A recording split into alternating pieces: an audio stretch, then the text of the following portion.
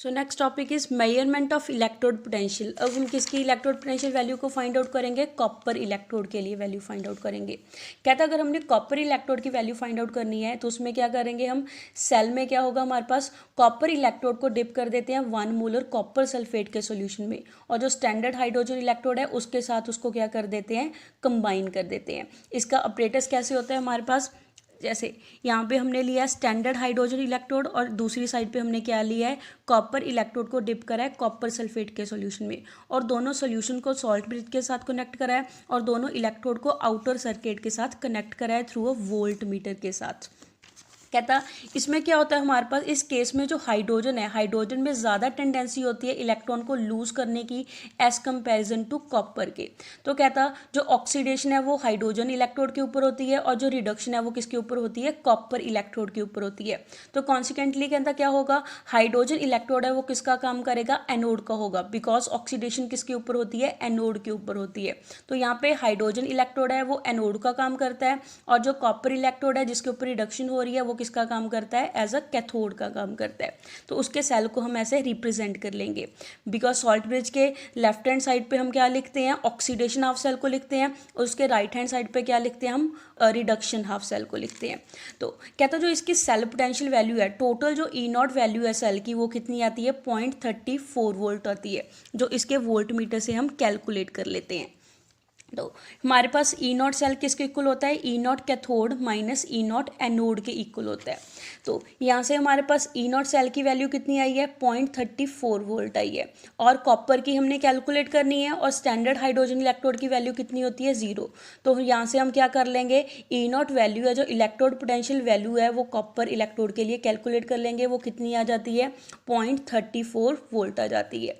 Similarly कहता है जो स्टैंडर्ड रिडक्शन पोटेंशियल वैल्यू है हम बाकी के मेटल्स के लिए भी क्या कर सकते हैं? फाइंड आउट कर सकते हैं, उसके कंबाइन करके किसके साथ? स्टैंडर्ड हाइड्रोजन इलेक्ट्रोड के साथ।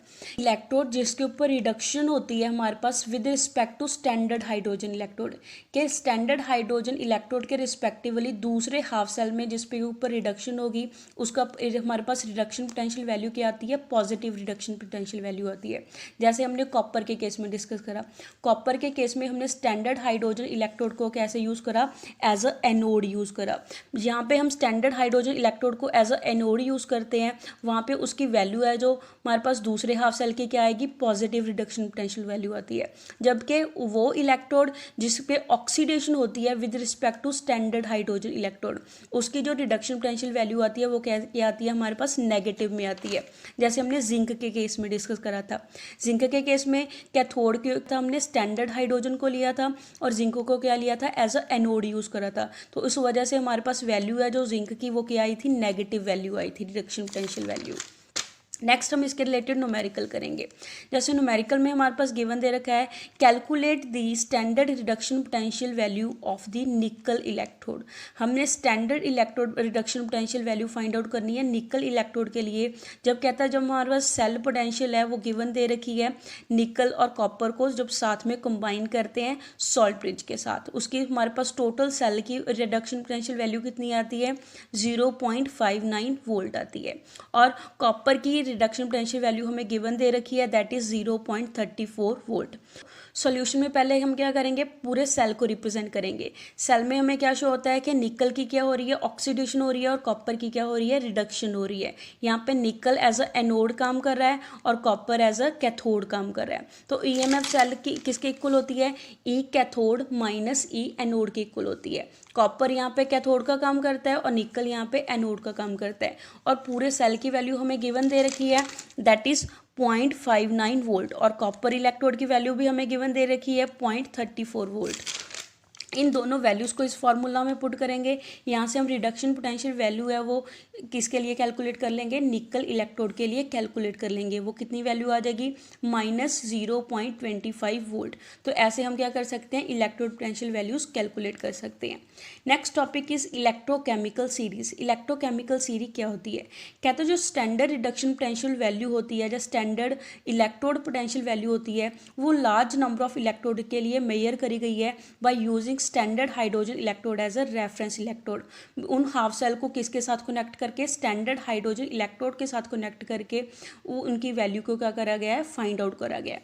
तो कहता सभी इलेक्ट्रोड को हमने अरेंज करा है इन इंक्रीजिंग और decreasing order of their reduction potential values. तो वहाँ से हमारे पास इलेक्ट्रोकेमिकल सीरीज की डेफिनेशन क्या आती है, इलेक्ट्रोकेमिकल सीरीज में कहता है अरेंजमेंट होती है एलिमेंट्स की, किस ऑर्डर में अरेंजमेंट होगी, in increasing electrode potential values के इंक्रीजिंग ऑर्डर में उसकी अरेंजमेंट होती है।